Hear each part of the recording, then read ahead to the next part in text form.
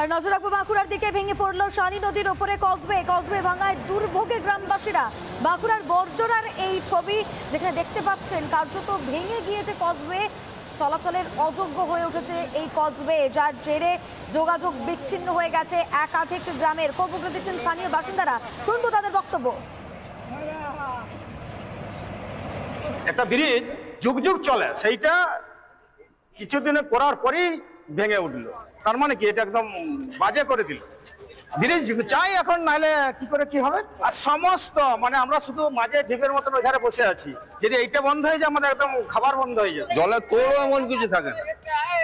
জলের তোড় কোথায় কি বলবেন, এখন তো নদীতে বান আসে নাই, স্বাভাবিক জল পড়ছে। এই স্বাভাবিক জল যাওয়ার মধ্যেই ভেঙে গেল।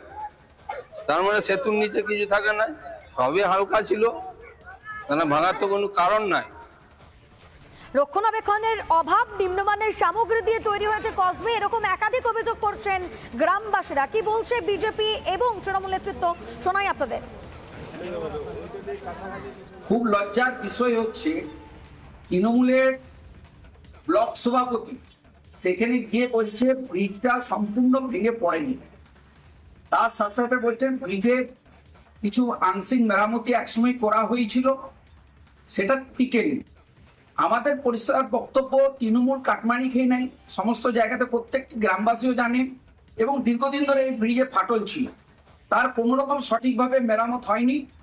আজকে 20 থেকে 25টি গ্রামের মানুষ, সাধারণ কৃষক, খেটে খাওয়া গরিব মানুষ আজকে বিপন্ন। যত তাড়াতাড়ি সম্ভব এই ব্রিজকে তৈরি করতে হবে এবং সাধারণ মানুষকে না হলে বিকল্প রাস্তার ব্যবস্থা করে দিতে হবে।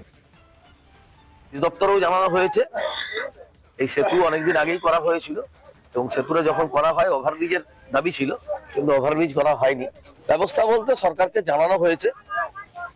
এবার সরকার তো পরিকল্পনা মাফিক একটা কাজ করে, এটা বিবেচনার সঙ্গে দেখছে। নানা ধরনের কন্টেন্ট দেখার জন্য লাইক করুন, শেয়ার করুন আমাদের ফেসবুক পেজ, সাবস্ক্রাইব করুন আমাদের ইউটিউব চ্যানেল।